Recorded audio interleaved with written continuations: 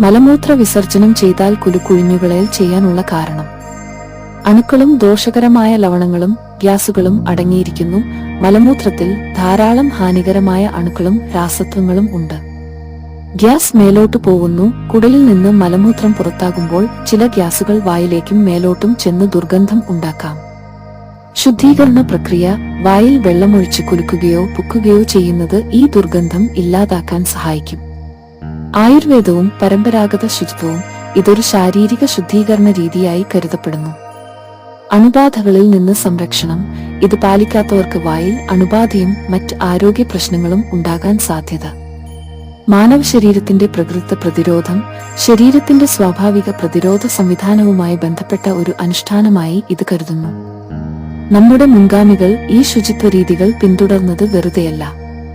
ഇന്ന് തന്നെ channel subscribe ചെയ്യൂ. വൈദിക ജ്ഞാനത്തിന്റെയും പഴയ പാരമ്പര്യങ്ങളുടെയും ആഴം കണ്ടെത്താൻ ലൈക്ക്, ഷെയർ, കമന്റ് ചെയ്യൂ.